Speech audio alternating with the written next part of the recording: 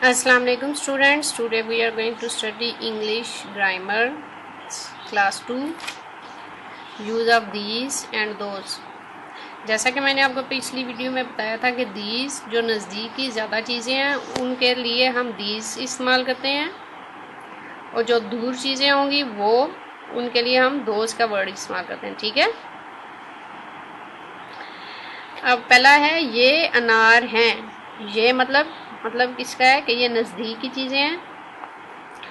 Dash are pomegranates, तो ये pomegranates में ज़्यादा हैं तो हम यहाँ पे क्या लगाएंगे, दीज आर।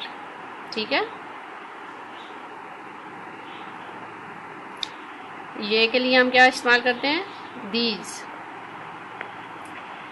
वो संतरे हैं, वो के लिए हम क्या लफ्ज़ इस्तेमाल करते हैं, दोज। ज़्यादा चीज़ें हों और दूर की हों तो हम क्या इस्तेमाल करते हैं, दीज और दोज।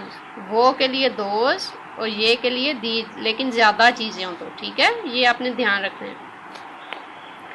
वो लीमू हैं, वो लीमू हैं, तो यहाँ पे हम क्या लगाएंगे, दोज।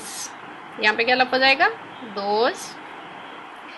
ये केले हैं, दीज आर बनानास। ये के साथ हम क्या लगाएंगे, दीज आर बनानास। ये प्याज हैं, यहाँ पे क्या लगेगा, दीज आर अनियंस। वो गाजरे हैं, यहाँ पे लगेगा दोज आर कैरेट्स। ये मूलियाँ हैं, ये के साथ क्या लगेगा, दीज आर रेडिशेस। वो नाशपातियाँ हैं, वो के साथ क्या लगता है, दोज आर पियर्स। वो बैंगन हैं, वो के साथ क्या लगेगा, दोज आर ओब्रिगन्स। वो बैंगन हैं। वो मिर्चें हैं, वो के साथ क्या लगेगा, दोज आर चिलीज। ठीक है, आपको पता चल गया दीज और दोज का इस्तेमाल कैसे करते हैं। ये ज़्यादा चीज़ें हों तो उनके साथ दीज, वो ज़्यादा चीज़ें हों तो उसके साथ दोज। ठीक है, ये सारे आपने सेंटेंसेस अपनी कॉपीज़ पे लिखने हैं। 10 वर्ड्स हैं और इसको अच्छे से लर्न करना है कि किस लफ्ज़ के साथ दीज लगना है और किन के साथ दोज लगना है।